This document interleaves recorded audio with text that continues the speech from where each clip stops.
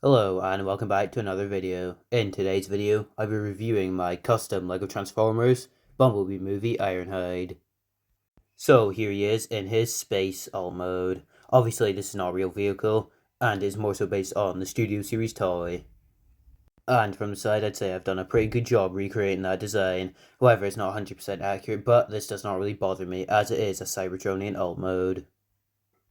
Unfortunately, it doesn't hold together the best, but it isn't too loose, so it won't just fall apart when you pick it up. It's just when you handle it, it can sometimes untab. I've also used a Creo all-but symbol on the front. So we may as well bring in the Studio Series to compare it, and you can see the chest design actually works quite well, but obviously I'll talk about that more in robot mode. So in vehicle mode you can see it's actually pretty accurate. And the transformation is also based on the Studio Series toy. So when I transform him, you'll definitely see some similarities if you own the figure. I've also managed to include the yellow stripe here, even though it's not quite as angled as it is on the toy. And in general, my version is slightly blockier, but obviously it's LEGO and that is kind of to be expected. But for some more comparisons, here he is with a LEGO City truck. Now, I'm not really sure if these are in scale, as I've never been to Cybertron. And here's the minifigure as well. But that's enough for the comparisons, now on to the transformation. So the first thing we can do is we can take the entire top and cab section and just lift it up on this assembly. Now we can come around to the back and open up the sides of the vehicle on those grey hinges that you can see. And we can come to the middle section. So now we can rotate around the entire leg assembly as it is just on a pin joint. Now the next step is slightly tricky to animate, as some of these hinges are slightly too loose, but all you need to do is rotate around the back wheel section and compress it into the chest. If you own the Studio Series figure, you'll know exactly how this works, and you can also take the chest and just fold it down. Even though it's slightly unclear, if you have the SS, you'll know exactly how it moves. And while we're here, we may as well unfold the legs, so they should just rotate out at the knee ball joints.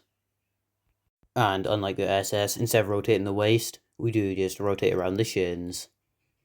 And we can also compress the feet as they are just on ball joints, so we may as well do that now.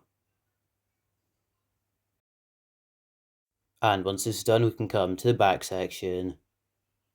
Now we can use the first set of hinges, and this should just rotate around to the sides, just like the Studio Series. And for the final step, to tidy up the backpack, we can take these yellow pieces which are on ball joints, and they should just fold into the side, and they cover up the wheels as well. So for the final steps, it comes to the arms. So we can rotate around at the biceps, and we can just unfold the hands, so they should just be on a stud connection, and that is it for the transformation. So here he is in his robot mode, and in my opinion, he looks very good here.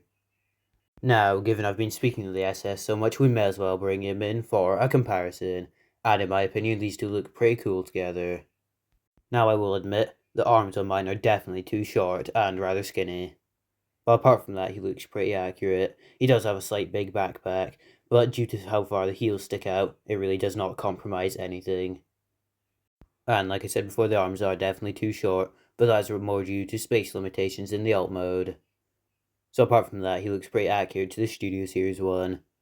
And especially the chest, I'm actually very happy with how this turned out, and it uses quite a few complex building techniques, but it does work quite well.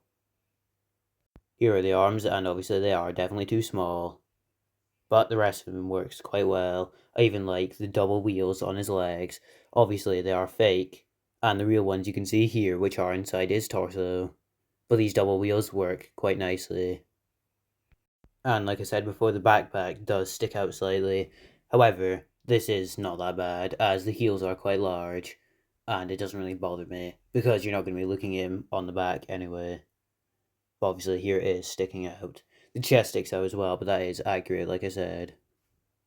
And obviously these big heels do help him stand very nicely, and he also has angle rotation, so that also helps the articulation. So that's about it for this review, and if you've enjoyed it, please remember to like, comment, and subscribe if you want to see more LEGO Transformers. And you can leave suggestions for any characters you want to see down below. Goodbye.